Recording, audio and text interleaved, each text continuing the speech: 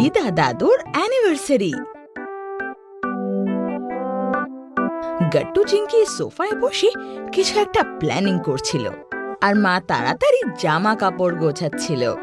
ওদিকে বাবা নিজের নতুন গাড়িকে পরিষ্কার করে ট্রিপের জন্য রেডি করছিল।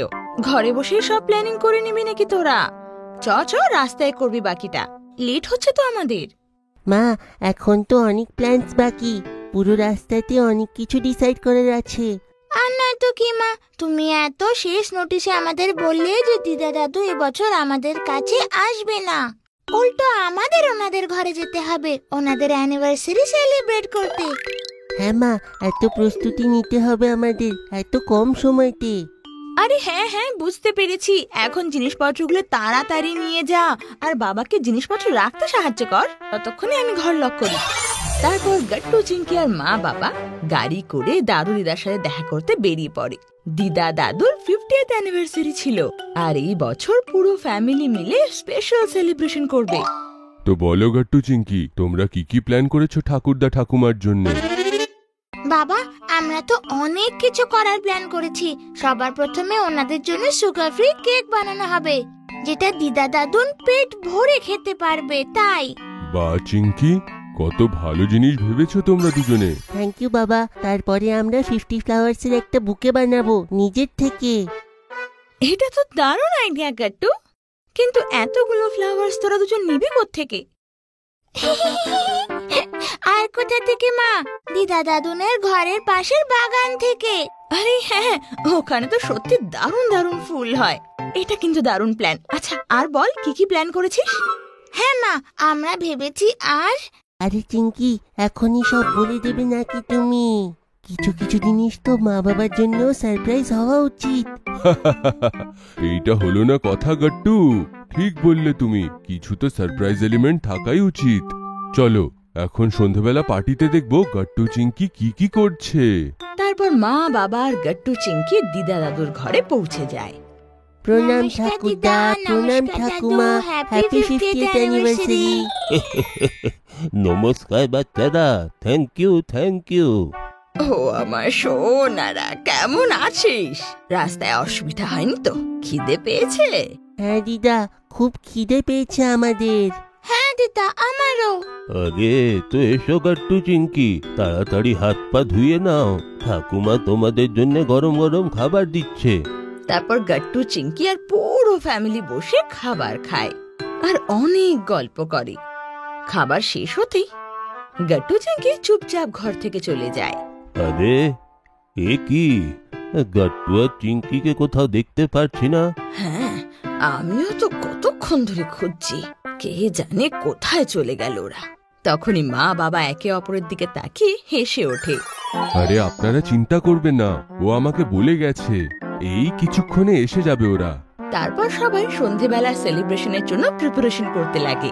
কিছুক্ষণের মধ্যে গেস্টও এসে যায় আর সেলিব্রেশন শুরু হয়ে যায়।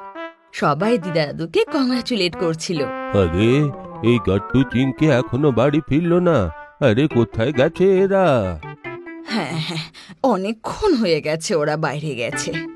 তখনই হঠাৎ রুমের লাইট বন্ধ হয়ে যায় আর গট্টু চিংকি দৌড়ে আসে। পুরো লাইট ওদের ওপরই পড়ে।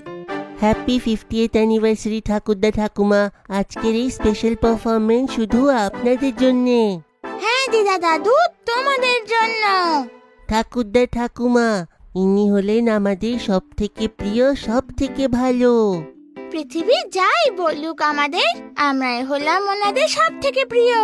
যখন আসবে কোনো বিপদ, দাদু দিদা আমাদের করবে রক্ষা। জ্বর হোক কিংবা কাশি, তোমরাই আমাদের সব সময় যত্ন নিও। এমন করেই তোমরা দুজন একসঙ্গে থাকো 1000 বছর। আর কবিতা শুনে সবাই গট্টু চিংকির জন্য ক্ল্যাপ করে। আর দিদা দাদুন ওদের পোয়েম শুনে খুব খুশি হয় আর ওদের জড়িয়ে ধরে। এই দিকে এসো আমার বাচ্চারা, কত ভালো পারফর্ম করলে তোমরা, আমার তো মন ভরে গেল। হ্যাঁ সোনারা, কি দারুণ হয়েছে কবিতাটা। এটা আজকের সব থেকে best gift. Thank you Gattu Chinki, আর এটা আমাদের চিরকাল মনে থাকবে। ও সোনারা। ঠাকুরদা ঠাকুমা, এখন তো গিফটস বাকি আছে, এইটা তো শুরু ছিল, আগে দেখুন কি হয়। সবাই গাট্টুর কথা শুনে অবাক হয়ে যায়। চিঙ্কি তক্ষুনি দৌড়ে যায় আর নিজের হাতে বানানো দিদা দাদুর জন্য স্পেশাল কেক নিয়ে আসে। দিদা দাদুন, এটা তোমাদের জন্য স্পেশাল বানানো সুগার ফ্রি কেক, যাতে তোমরাও এবার কেক খেতে পারো ভালো করে। প্রতি বছর তোমরা কেক কাটো, কিন্তু নিজেরা খেতে পারো না, এই জন্য এই স্পেশাল কেক শুধু তোমাদের জন্য। আরে বাহ বাচ্চারা, কত ভালো গিফট এইটা, চলো এটা কাটি। তারপর দিদা দাদুন কেক কাটে।